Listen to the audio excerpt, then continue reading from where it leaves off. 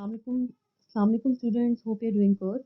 This is lecture for physics grade 8 and today we are revising topic from unit 4 turning effect of forces and the topic is resolution of force. Resolution of forces. Resolution means to split the components into its vector, right? The process of splitting up vectors into their components is called the resolution of forces. If a force is formed from two mutually perpendicular components, then such components are called perpendicular components. So if you see figure, there are two perpendicular components. One is fx and other one is Fy, and we call them perpendicular components because they are making an angle of 90-degree with each other, right? Splitting up a force into two mutually perpendicular component is called resolution of that force. So vector over here is the force which we represent by F, and that's why one component is Fx and the other component is Fy. Consider a force F represented by a line OA making an angle theta with x-axis as shown in figure 4.7. So this is the vector A, O, A, and we called it, we represent it with F, right? And it's making an angle theta with the x-axis. Then draw a perpendicular AB on x-axis A from A according. So this is a that we have draw the line AB perpendicular over here.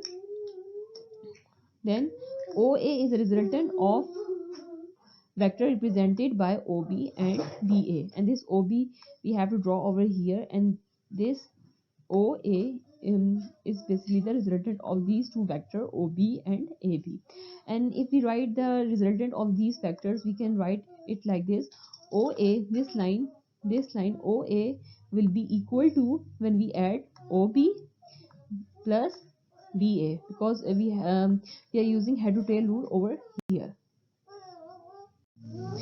So you can see that the components OB and BA, they are perpendicular to the each other, right?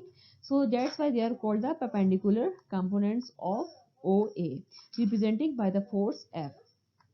This OB and this AB or BA, basically they are perpendicular to each other. That's why we are called them perpendicular components. Hence OB represent the x-axis Fx.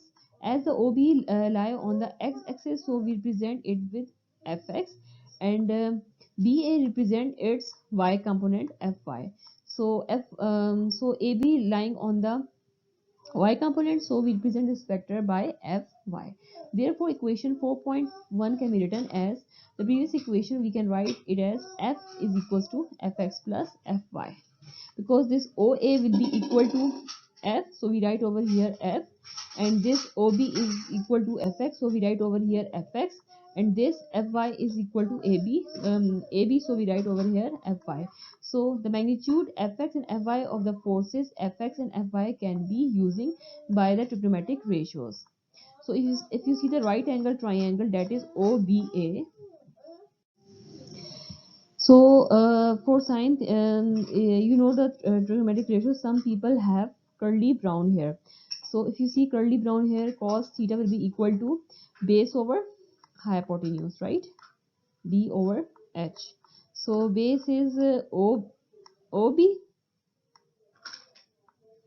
and hypotenuse is OA. So we write over here this one, and OB is equal to Fx and OA is equals to F. And if we just take the F on the other side, we get the equation Fx is equals to F cos of theta. Similarly, if we see the sine theta will be equal to perpendicular over hypotenuse. So perpendicular from the figure is given by BA. This is the perpendicular, right? BA. And hypotenuse is the same, that is OA. And we know that BA is equal to Fy and OA is equal to F. So Fy is equals to F sine of theta when we take the F on the other side. So these are the components. This one is the X component and this one is the Y component. And these two components you have to memorize, because when you do solve the problems or examples, you need these formulas to calculate the unknown value. So equation 4.3 and 4.4 gives the perpendicular components of X, Fx and Fy respectively. So this is a lecture for today.